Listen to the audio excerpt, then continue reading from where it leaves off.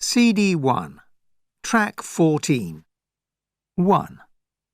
My favourite fictional character has to be Philip Marlowe, the detective created by Raymond Chandler. The most famous book and movie in which he appears is, of course, The Big Sleep, with Humphrey Bogart playing Philip Marlowe. Once you've seen Humphrey Bogart, of course, it's very difficult to imagine Philip Marlowe as being anybody else other than Humphrey Bogart, because like Humphrey Bogart, Philip Marlowe is tall, good-looking, tough, very smart, and a smooth talker. And I suppose those are also the characteristics that I do like about Philip Marlowe.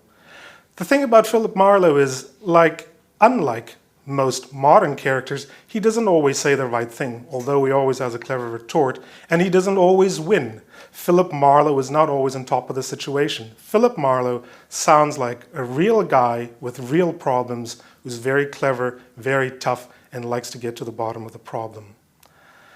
The sort of problems that he has to overcome, of course, as a detective in Los Angeles, is generally solving murder crimes. But he's often not so much interested in who did it as to why or how. By the end of the story, you care as much about the victim as perhaps the murderer or Philip Marlowe himself. This is actually one reason why you can reread and reread the Raymond Chandler novels with Philip Marlowe in them, because it's not what happens in the story, it's how Philip Marlowe deals with the problems that matters. 2. I think my favourite fictional character has to be the lead character, the heroine, if you like, of Jane Austen's Pride and Prejudice. She's absolutely, I think, one of the best drawn characters in English literature. She is, of course, Elizabeth Bennet. She's the heroine, she's sparky, she's lively, she's feisty. And when you think that this is a book that's set in the 1800s, it's really quite remarkable that you've got such a modern woman as the heroine. I mean, she's lippy, she talks back to all these men who are older than her and in more authority than her. Fantastic. I think it's character traits that I'd really quite like to have myself. I imagine her, and I think I'm quite influenced here by the films and so on that have been made of Pride and Prejudice, as being quite tall with a very lively, mobile face and possibly dark hair as well. Memorable things that she does.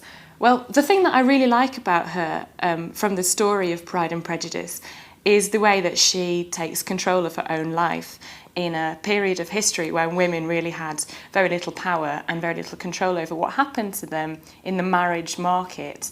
And I think it's great that she sort of comes to a self-realisation through the events in the novel and decides to do the right thing and go for the guy that she really loves.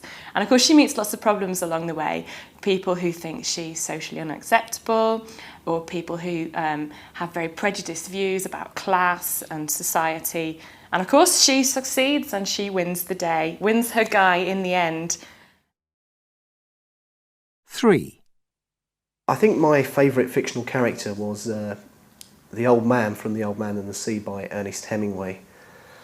I still have quite a strong visual image of this man. The whole story takes place in a boat off the coast of Cuba with just this one character mostly. I imagine him to be quite old. He was a lifelong fisherman. He had quite a tough life. So I imagine he had these really big, strong hands that were cut and bruised from hauling in nets his whole life, every night out on the sea. Imagine him with a little bit of grey hair, just old and wise. Somebody who had been a fisherman his whole life, took a lot of pride in it and tried to do it as best he could. And he was down on his luck in the story. He hadn't caught anything for quite a long time. But he still dragged himself out every night and cast his nets and hoped that he would catch something. In a way, he sort of reminds me of my dad. Somebody who had limited opportunities in life, but found a job that he could do and did it to the best of his ability, even though there was very little glamour attached to it. And I think this, in a way, was what the fisherman was like. He was a fisherman and he took pride in that and did the best job he could.